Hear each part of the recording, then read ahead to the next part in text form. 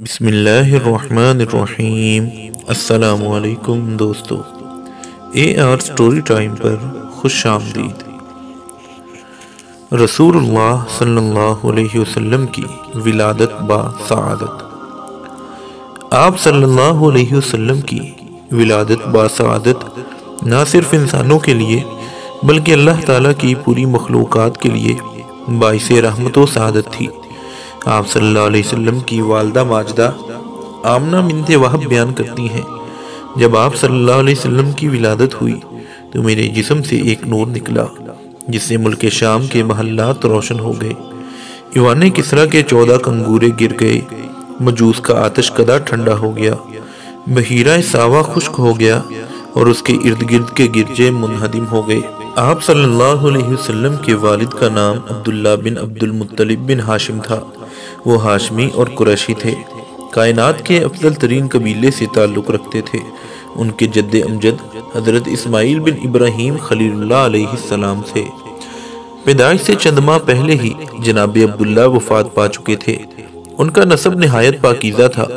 زمانہ جاہلیت میں بھی اس گھرانے میں کوئی بچہ نکاح کے بغیر پیدا نہیں ہوا۔ عبداللہ اپنے والد عبد المطلب کے سب سے چھوٹے اور سب سے لاڈلے صاحبزادے تھے۔ عبد المطلب کے 10 بیٹے تھے۔ باپ کو یوں تو ساری اولاد سے محبت ہوتی ہے، مگر عبد المطلب کو عبداللہ سے غیر معمولی محبت تھی۔ جب عبداللہ کی عمر 18 سال ہوئی تو ان کی شادی عرب کی نہایت معزز و محترم خاتون آمنہ بنت وہب بن عبد مناف سے کر دی۔ یہ قریشی خاتون تھی۔ ان کے والد بنو زہرہ کے سردار تھے۔ اللہ کے رسول صلی اللہ علیہ وسلم یتیم پیدا ہوئے۔ آپ والد کا پیار، محبت اور شفقت نہ پا سکے، مگر براہ راست سماوی نگرانی میں ایک بڑی ذمہ داری کے لیے آپ صلی اللہ علیہ وسلم کی بچپن سے تربیت کی گئی۔ کائنات کی افضل ترین شخصیت کا جمال جہاں تاب 9 ربیع الاول کو بمطابق پیر 20 اپریل 571 عیسوی کی صبح صادق کے وقت اس دنیا میں طلوع ہوا۔ واقعہ فیل کو 50 دن گزر چکے تھے۔ ولادت شیب بنی ہاشم میں ابو طالب کے گھر ہوئی۔ حضرت عبدالرحمن بن عوف رضی اللہ عنہ کی والدہ شفا نے داعیہ کے فرائض انجام دیے۔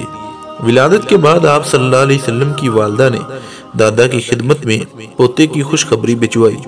دادا عبد المطلب خوشی سے پھولے نہ سمائے، پوتے کو گود میں لیا، خانہ کعبہ پہنچے اور دنیا کے مسعود ترین نو مولود کی فلاح کے لیے اللہ تعالیٰ کے حضور دعا کی، اس کا شکر ادا کیا، بڑی محبت سے محمد نام تجویز کیا صلی اللہ علیہ وسلم۔ آپ صلی اللہ علیہ وسلم کے اور بھی بہت سے نام ہیں جن میں احمد زیادہ مشہور ہے۔ حدیث شریف میں عاقب یعنی سب سے پیچھے آنے والا، حاشر جن کے قدموں پر لوگوں کو اکٹھا کیا جائے گا، ماحی یعنی کفر و شرک کو مٹانے والا اور دیگر نام بھی آئے ہیں۔ کنیت بڑے بیٹے کے نام پر ابو القاسم صلی اللہ علیہ وسلم تھی۔ سبحان اللہ، محمد کتنا پیارا نام ہے۔ اس کے معنی ہے دنیا میں سب سے زیادہ تعریف کیا گیا۔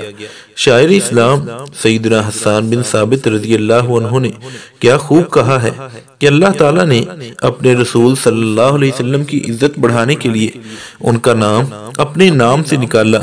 چنانچہ عرش والا محمود ہے تو پیغمبر محمد ہیں صلی اللہ علیہ وسلم۔